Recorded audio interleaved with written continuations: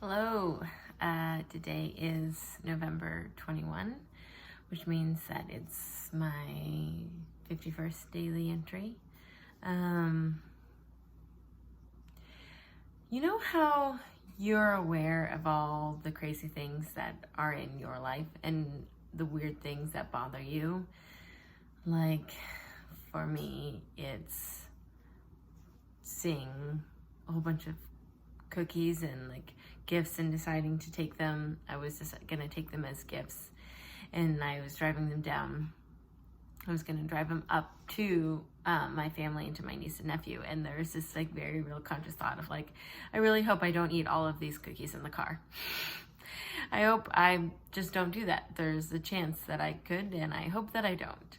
And I know that other people are fucked up too and have their issues and are messed up, but sometimes it would just be really comforting if we could all go around with our own signs saying what our weird, crazy, messed up thoughts are, so that it just didn't feel so weird and lonely when you have yours.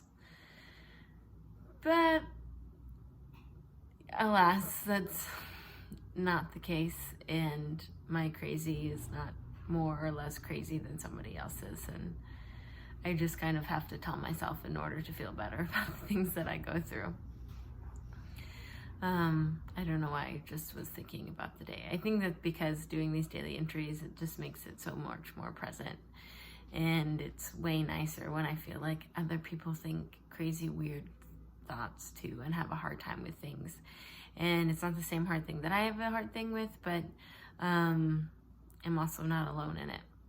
And there's just always a lot of feeling of isolation when you have an addiction, because it makes you withdraw. And so feeling like other people get it and feeling like other people understand is, I don't know if it's the most significant thing in recovery, but it's up there. It's top 3.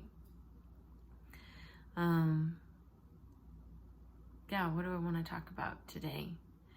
I was gonna go up north today and kind of visit my hometown, because a lot of stuff had just been going on with my home community, and I wanted to revisit my life there. And it's hard because my eating disorder started there. I was 17, and it started with a drug I was taking, and it caused me to lose a lot of weight. And then people accused me of being anorexic. I remember sitting at the Woods Coffee, which was the second job I had, when I was a barista there, and my sisters telling me that my lips were really thin and they thought I was anorexic. And I was so mad at them, and I was so hurt that they didn't get it, as I didn't think I was. That thought had never crossed my mind. I hadn't been restricting because I was intentionally restricting. I really do think that the beginning part is because I was on this Topamax drug for my tremors. And I remember one time my dad was driving me home from church, and he said that someone had come up to him in the church, in the congregation that Sunday, and asked him if I was anorexic. And I was so hurt that he didn't defend me and stick up for me. And that took me a long time to get over and to forgive him for. It's hard when people call you out, especially in the beginning when you don't know what's going on, because you just feel so hurt that they didn't think the best of you. And maybe that's why so much of the eating disorder now is recovery is about showing people the very best side of you. Because that was really the first glimpse I ever had into people being disappointed with who I was, or being concerned with who I was. That had never been the case before. Everyone was proud of my grades and my athleticism and how I looked and how kind I was. And I guess I didn't really realize that till now, that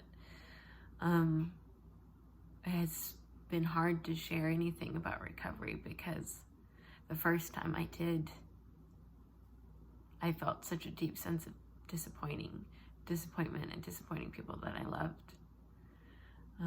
So it was just best not to share and not to tell anybody about it. And it did take me a whole year to realize, and I again, I don't think I intentionally went out to be anorexic. I think it was situational, and then with the like kind of sexual abuse that triggered it, and then it became a way of life, a way of handling the pain. But before, I hadn't really had that. So yeah, and that rootedness is deeper than I guess I realized. I haven't really resolved or reconciled how deeply or why I resist disappointing people so much.